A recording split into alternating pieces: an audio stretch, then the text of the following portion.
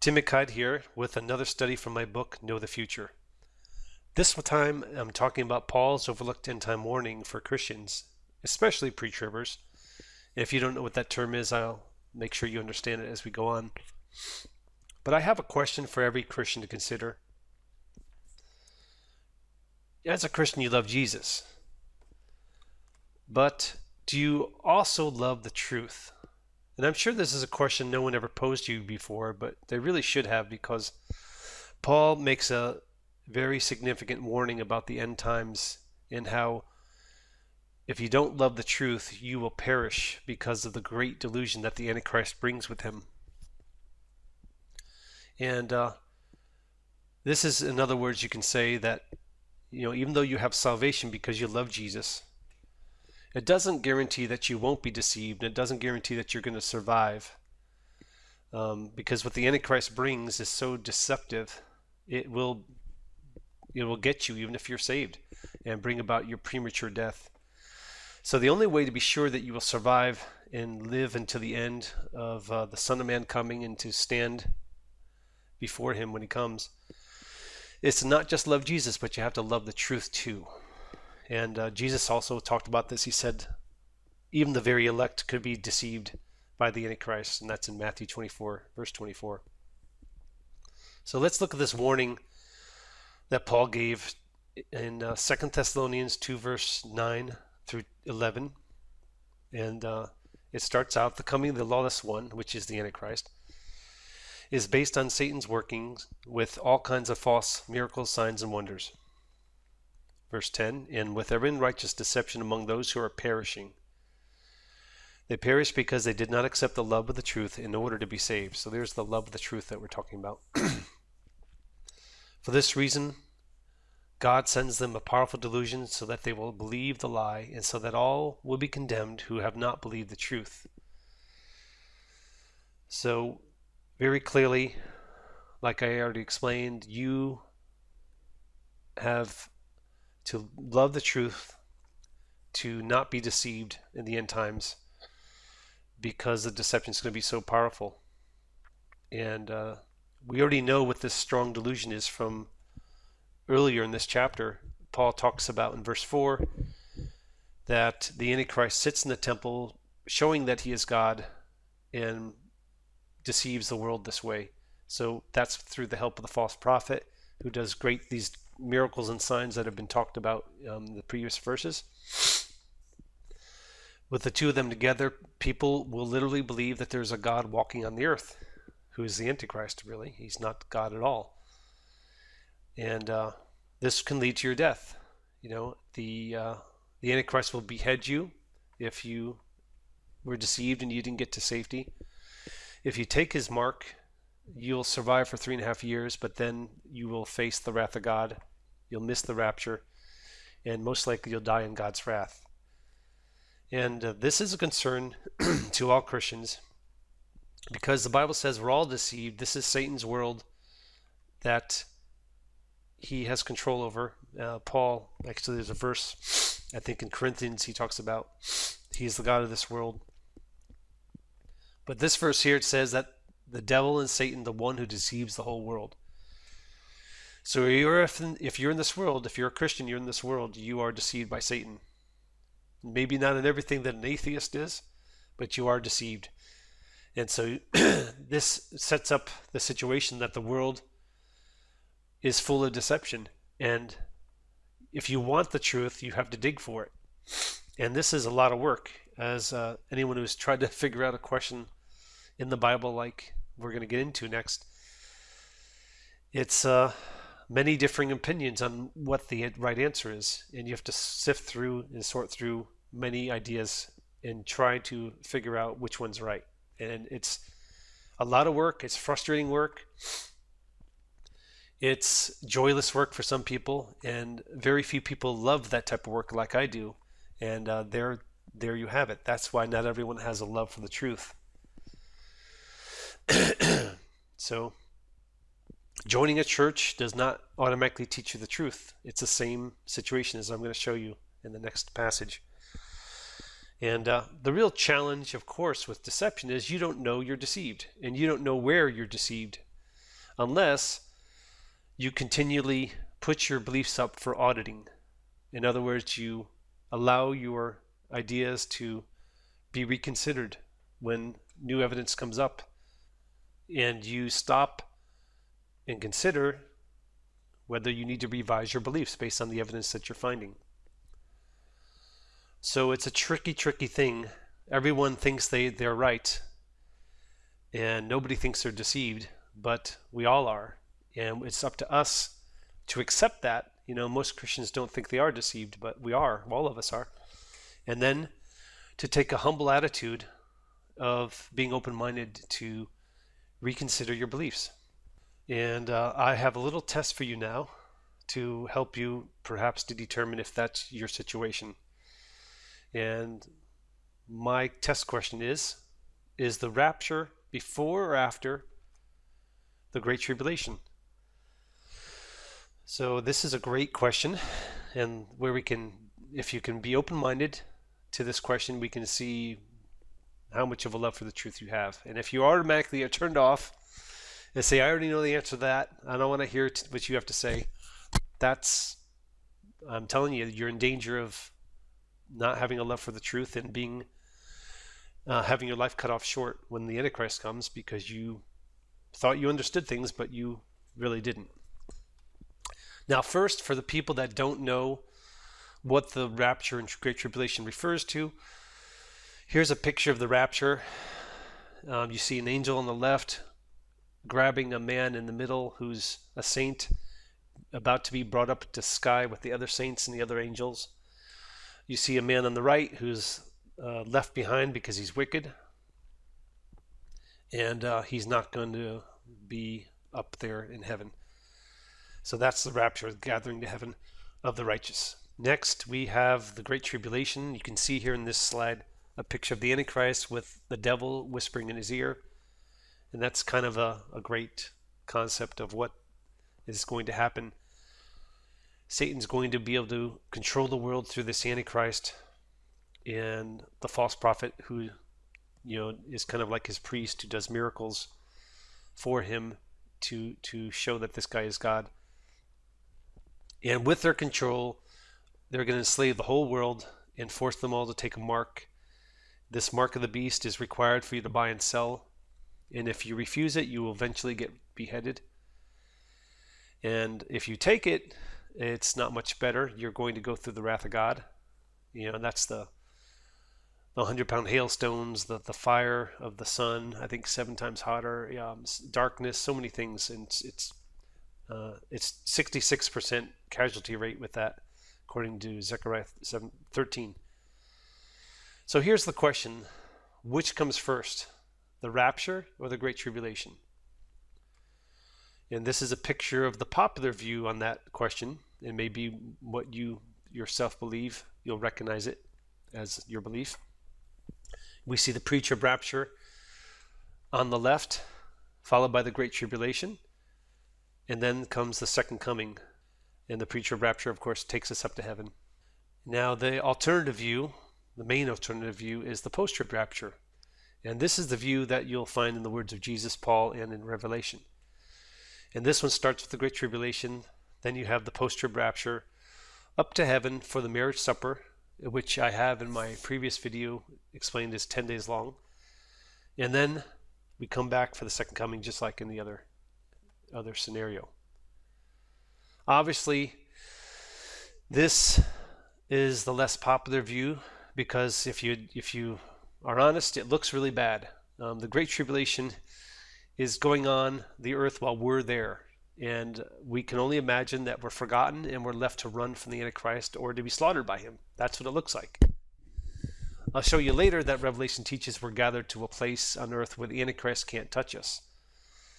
So you have to get the whole story. And God does not have to take us to heaven to keep us safe. That's been proven through the flood of Noah, through Shadrach and Meshach and Abednego in the fiery furnace. They went through the furnace. They weren't saved from the furnace. That's also proven through the story of Daniel, lion's den. And the closest example is actually the 10 plagues of Egypt.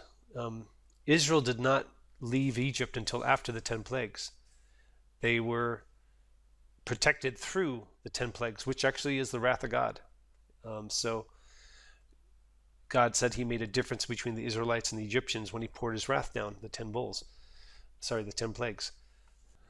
And the pre-trib rapture, therefore, because of the misunderstanding, that's what everyone prefers, this idea that, very simply, we're not even on earth for the Great Tribulation. We avoid all suffering, all trouble. It's a very simple to understand and preferable plan if you don't understand that God can protect us everywhere, anywhere. So let's look now at why I say Jesus and Paul teach that the rapture timing is what I said it is, by looking at the actual rapture verses. So the first one to look at is Jesus said it's after the tribulation. This is in Mark 13, in Matthew 24. After the tribulation, they will see the Son of Man coming.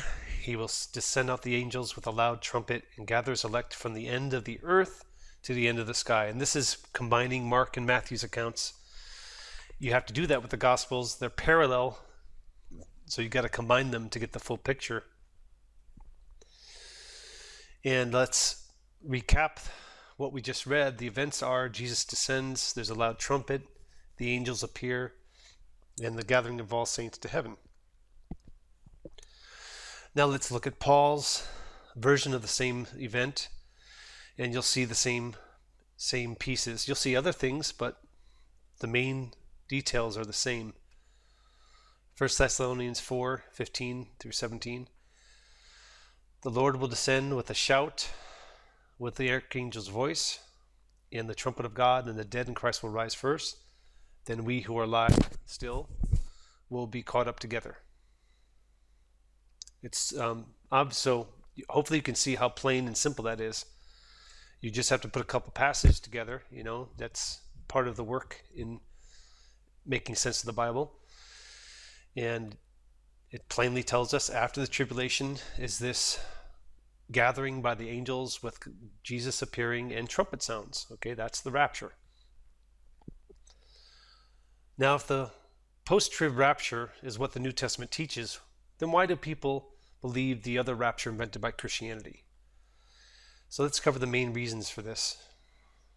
Number one, it's what you were taught, and you've never heard other views. And I've had this mentioned to me many times until somebody got my book. They just never knew there was another view besides pre-trib. And so that's understandable. Number two, people may have heard there's another view, but the pre-trib view is the popular view, and they think to themselves, how can all these churches be wrong? And so they stick with the kind of guideline of safety and majority, and therefore the minority view must be heretical. And this is simply not the case. This is not safe at all when it comes to mysteries like the Bible teaches. Number three, some people have heard there's two views, but they're just lazy and lacking confidence to investigate it out themselves. Or they think it's the pastor's job to do it for me. Very common. I was in that boat before I started studying prophecy in 1999. During the 90s, I was at an excellent church that the pastor was just a whiz. And I'd never hardly read the Bible at all. I just listened to his sermons and learned so much from that. So it made me kind of lazy and complacent. And I've heard people also tell me that if all these people can't figure out which is the rapture and they don't agree, then what hope do I have if I look into it? So they just don't have confidence that they can find the truth where others don't. And luckily, that was not me. I didn't have that lack of confidence. I believed if I searched, I would find, just like Jesus says, seek and you shall find, and I believed it. But I had gifts with it. I had a love for the truth. And that served me, and it's serving other people, thankfully. Number four, the pre-trib rapture arguments seem legit to some people. And later in this video, I'm going to help you with that, if that's what you think. It's understandable. The Bible is able to be made to say anything, and it takes a lot of practice and patience to build discernment so you can understand what's a good biblical argument and what's a bad one. Number 5, people understand that the post-trib rapture is true, but they want to avoid rejection because it's a minority view. And some people could even lose their job for going with a doctrine that the church doesn't teach, like a pastor. They have to sign a statement sometimes, every year even, that they agree with the doctrinal statement still, and they're expected to teach it. But the biggest and most powerful reason why people go for the pre-trib rapture as the default is because they're terrified of hearing that we're here for the tribulation. It sounds like I said earlier, they don't understand the teaching throughout the whole Bible is God saves his saints. He's able to do that from anything. So people don't understand the ways of God, and it just sounds like terrible, terrifying to be on the earth when the Antichrist is in power and putting the mark on everybody. Now, here's the problem with, I guess, all of these objections and reasons. If you have a love for the truth, none of these excuses will stop you. Eventually, even if number 4, the pre-trib rapture arguments seem legit, if you keep going, you'll eventually get to start to develop discernment, and you'll find that they're not as good as they sounded at first, and you're starting to realize there's holes in them. So that's really the point here. The love of the truth will overcome all of these obstacles to finding the truth that are natural obstacles built into our human nature, built into our desire for comfort. And they enable us to stop making these excuses, and find the truth, even if you lose a job, even if you lose friends. And that is why that the pre-trib rapture is so popular. Okay, so I want to point out one thing though on that one about fear. The price of fear keeping you from loving and doing the truth of God is ultimately can be death, eternal death. Revelation 21:8 warns about this, that the fearful are going to be lumped together with the unbelieving, the abominable, the murderers, the whoremongers, the sorcerers, idolaters, and all liars have their part in the lake of fire and brimstone. And this is the second death. So if this is the extreme case of fear, that you don't overcome your fear, and the fear stops you from studying out God's truth and God's word and doing it.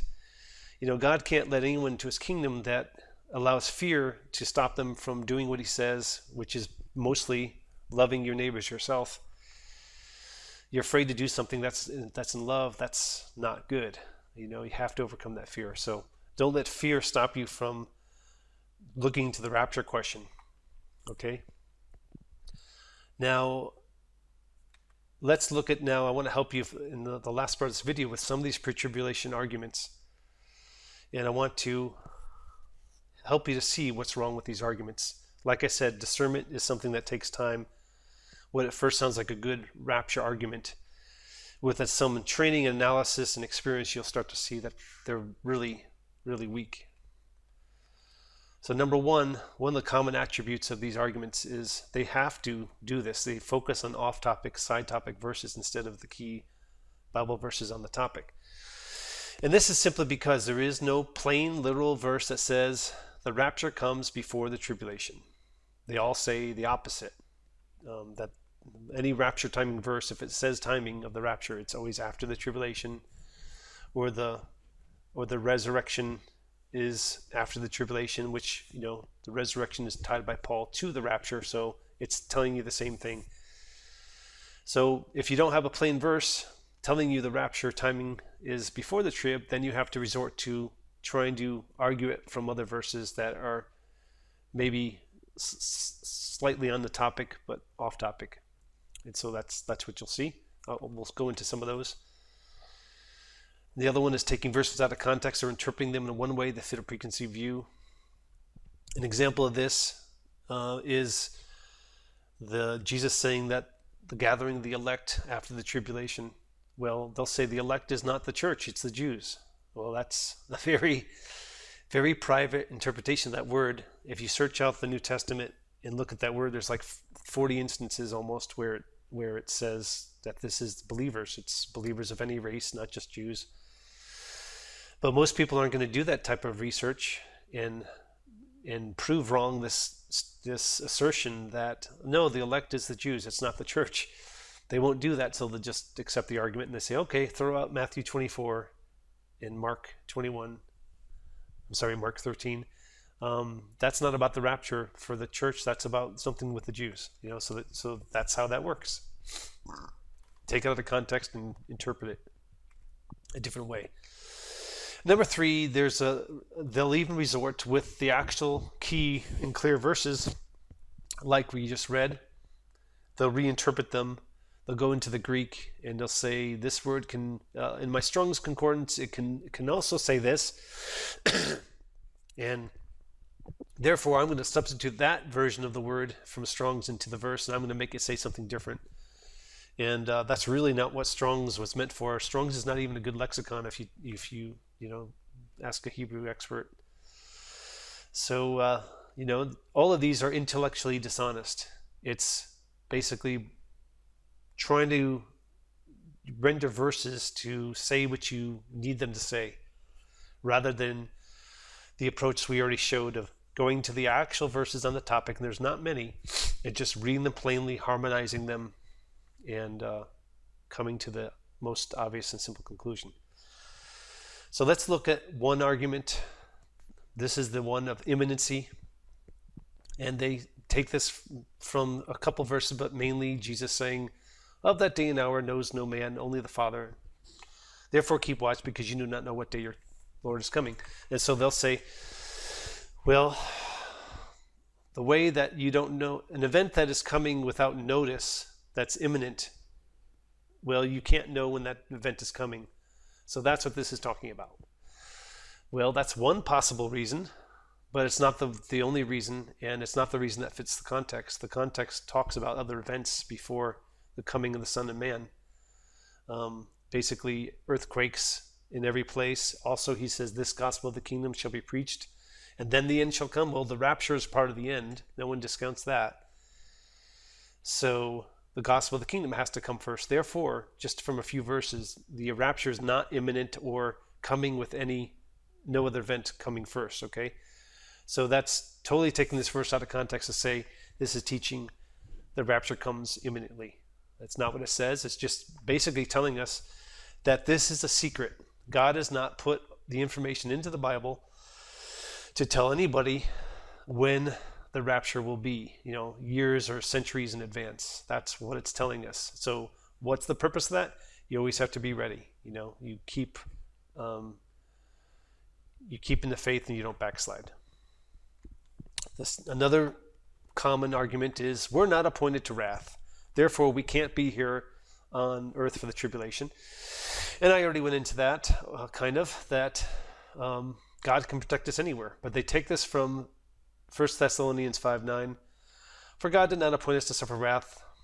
Okay, number 1, the tribulation is not the wrath of God. It's the wrath of Satan. And this is talking about God's wrath on people who are not saved. But as I already said, it doesn't matter. If we're on earth for either Satan's wrath or God's wrath, we are still able to be protected.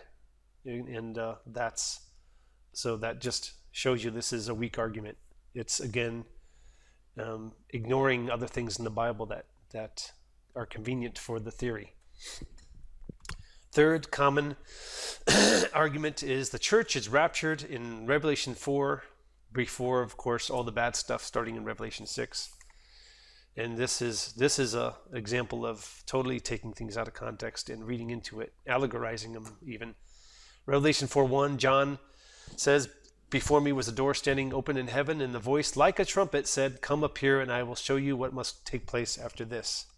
Maybe you notice the trumpet in this verse, and that's all they need. They see a trumpet and they go running with this and saying, it's the rapture, there's a trumpet, it's a clue to us. I'll just have to wink at the fact that it says John and turn John into a symbol for the church. And so, immediately now you're not taking scripture literally and plainly, you're allegorizing it and turning John into a symbol for the church. And you have no authorization to do that. It doesn't tell you that. It's just John going up to heaven to get a vision of heaven. He's not being saved from anything. There's no tribulation. After this, it's wormwood events, and the wormwood events is not tribulation. And the next argument, the last one, which is related to this one, is the church is missing from Revelation 4 through 19. Therefore, we must have been raptured at Revelation 4, and we miss all the bad stuff in 4 through 19. And then in in chapter 19, verse 11, then we return, on the white horses. We're the ones that are dressed in fine linen, white and clean. That's the saints. And this is also another very weak argument. This is what you call an argument from omission, because there's no evidence of something on the positive, you conclude the negative. And you can rebut this view by just looking at other ways that the saints are described. It doesn't only say the church. The saints are not always a gathered church. Sometimes they're other things, and let's look at one of those.